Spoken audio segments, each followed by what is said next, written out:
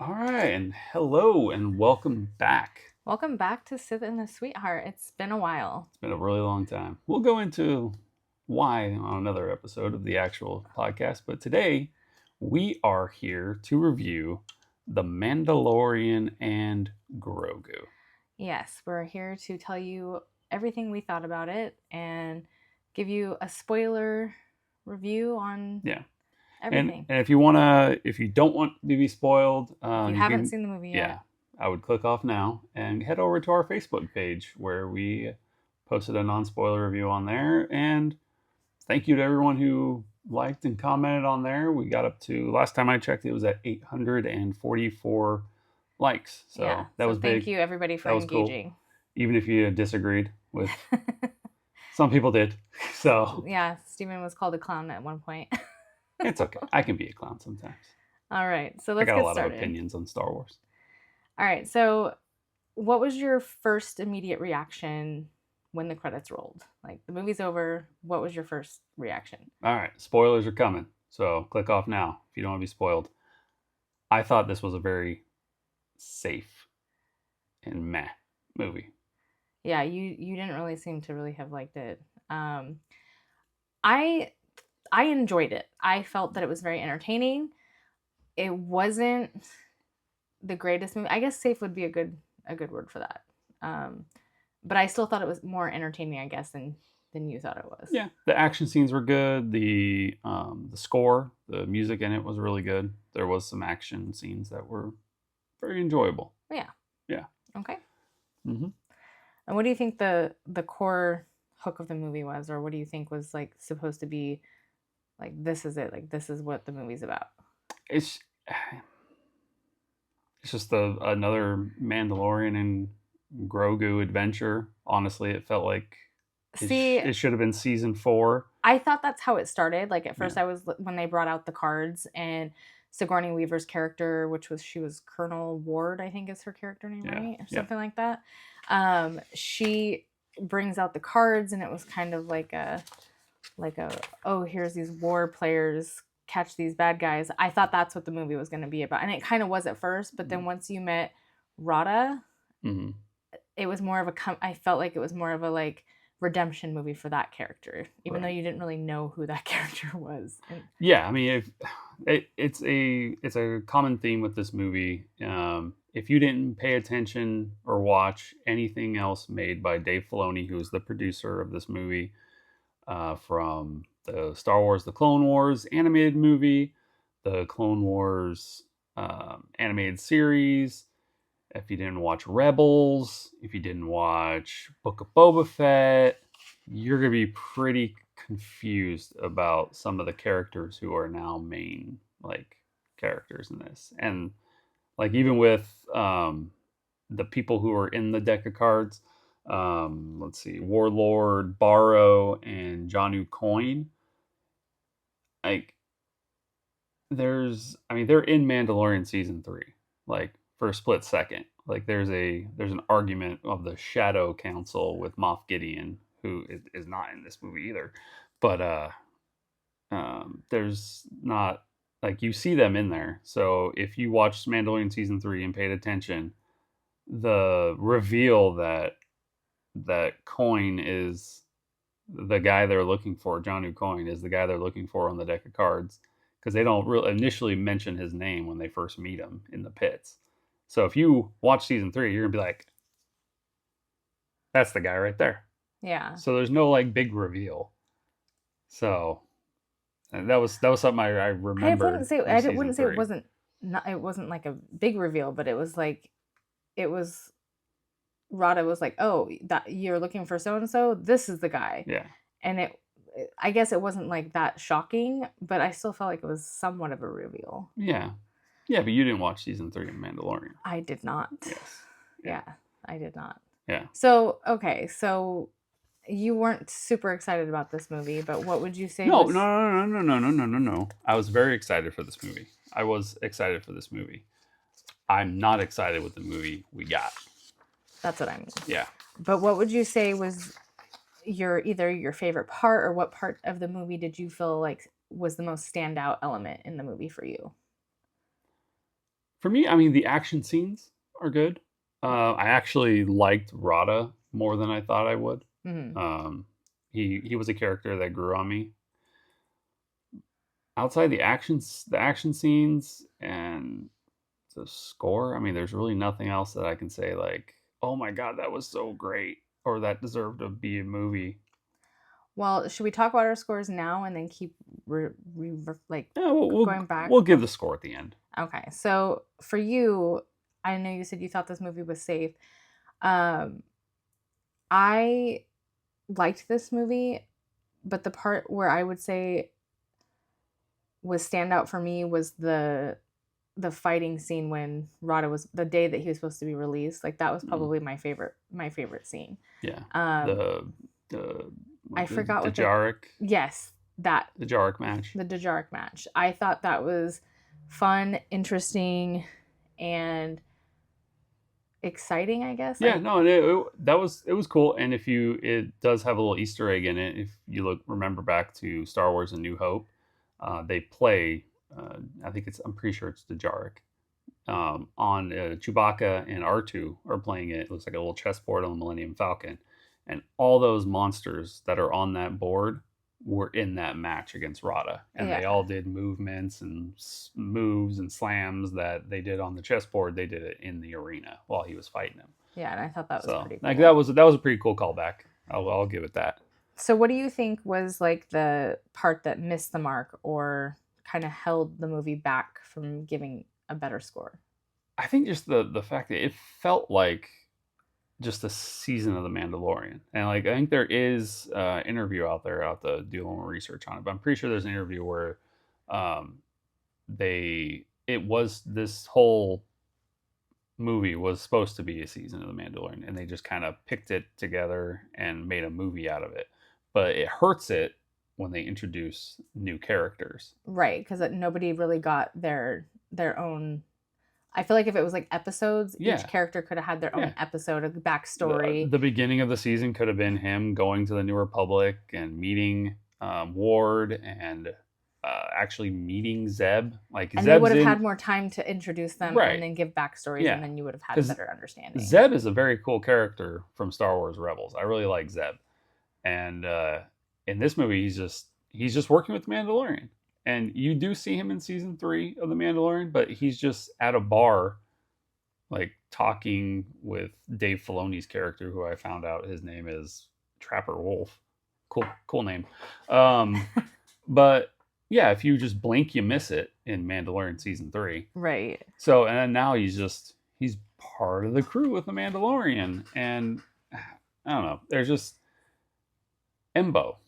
Embo's another character who, if you didn't watch the Clone Wars, you're not gonna know who this guy is, and he beats the crap out of Mandalorian. Yeah. Like he beats him fairly quickly. And it seemed like, which would bring me to my next question is was there anything that the story did or the filmmaker successfully planted clues, or did you feel the plot relied on holes and conveniences? Oh, there was so many conveniences in this, and you could tell everything that's going to happen before it happens.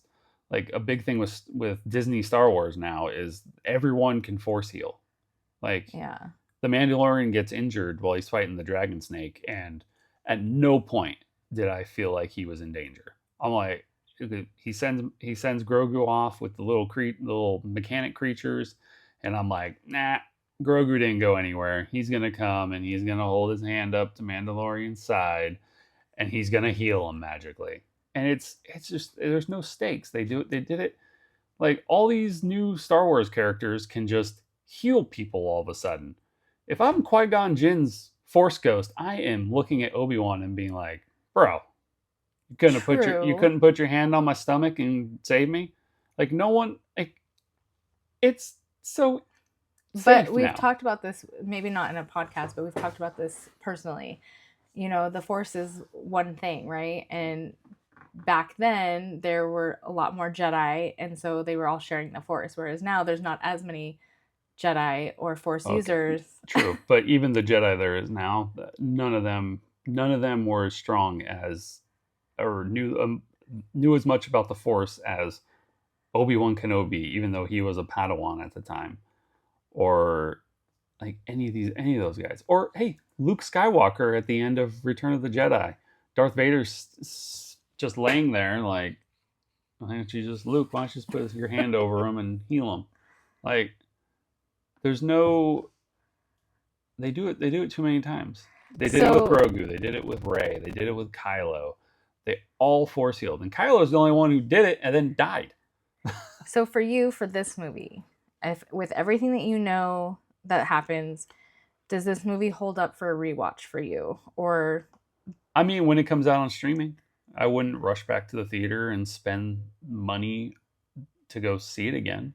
Like I and yeah, I wouldn't go back and see it again yeah, I in the felt, theater. to be fair, I did fall asleep at one point in the Yeah. movie. I mean, granted, I did just work 4 12-hour shifts and I was very exhausted, but there was a part in the movie where it was super slow and I totally fell asleep. And then once I could hear the action building up again, I woke back up. Yeah, So the 40 minutes of Grogu taking care of Mando in the swamp. And exactly. there was another convenience there. All Mandalorian's healed, his wound is healed, but he's still dying from the venom from the dragon snake. And then what happens? Grogu comes across, let's see, what's his name? I wrote it down. Uh Gatori. Gatori. He looks like the little lizard thing from Monsters Inc. Just hanging out in the swamp, chilling.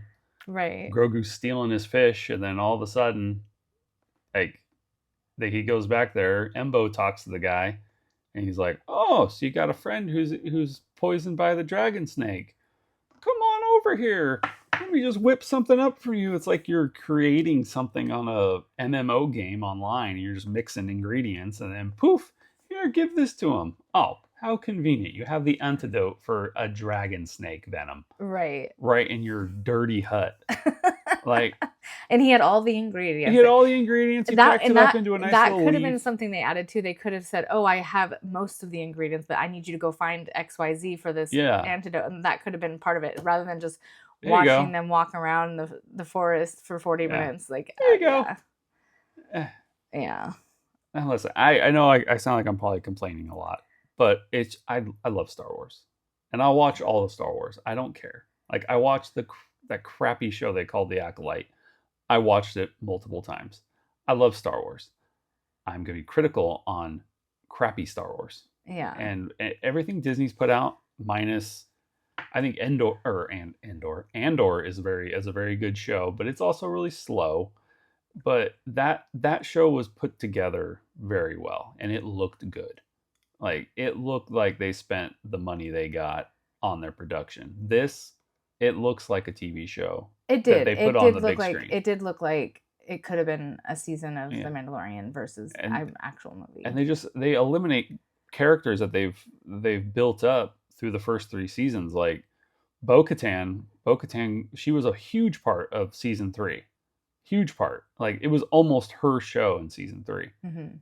She's nowhere to be seen in this movie. Like, Yeah, all the cameos of new characters, or any characters outside of just Mandalorian and Grogu. Zeb, Sigourney Weaver's character Ward, uh, Janu Coin, Embo, Barrow, who's the first warlord they take down, and Gatori. I mean, and the twins too. That's another thing from the Book of Boba Fett. yeah, But, like, characters who have been in the Mandalorian, you got and Book of Boba Fett, which was Mandalorian season 2.5. But Fennec Shan, Boba Fett. I know Moff Gideon died in season 3, but they highly made it look like he cloned himself. But he's not in it. Thrawn has been talked about in Mandalorian season 3. He was the big bad in Ahsoka season 1. Ahsoka season 2 is coming out. Maybe Thrawn could have showed up at the end of that as a big bad to set up Ahsoka season 2. Like, that would have been a good Easter egg. I was hoping that Cara Dune was going to be part of this too. That's Gina Carano's character. I was hoping they were going to be able to work all their stuff out after she was fired, but she's not in it. And then Grief Karga, he was like the governor of what's the planet, Navarro. He was yeah. the governor of Navarro. I mean, unfortunately, Carl Weathers died, lighting issues.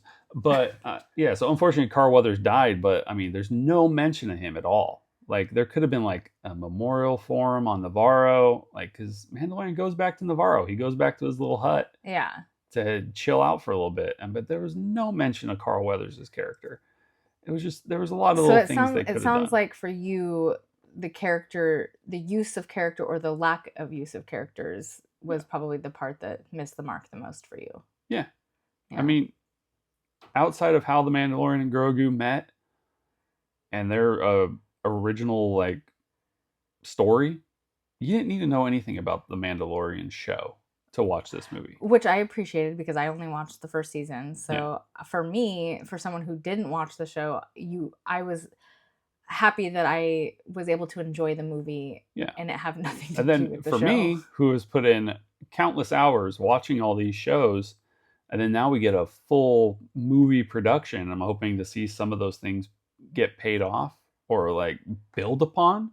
Because like Ahsoka season 1, I liked it. It was good. But like there's no like head of steam going into season 2. This Right. could have really set up season 2 if Thrawn would have showed up at the end. Right. And it's like, oh, here we go. And then now that sets up Ahsoka season 2. But there's no mention at all. At all. Yeah. Yeah. So what do you rate it? What's your final rating? Like I rated on the non-spoiler review, it's a 6 out of 10. Like it's not horrible, but it's not great. Yeah, and I gave it a 7 out of 10 because Yeah. I feel like I was thoroughly entertained, but like I didn't know any of the backstories to any of the characters, so Mhm. I was a little lost at who certain characters were, which is why I lowered my score. But as far as entertainment purposes go, and it was fun just being in the Star Wars universe. Mhm. That I gave it a 7 out of 10. Yeah. And like right now it's at 246.6 million globally. It had a 70% drop off week 2 from week 1. Yeah.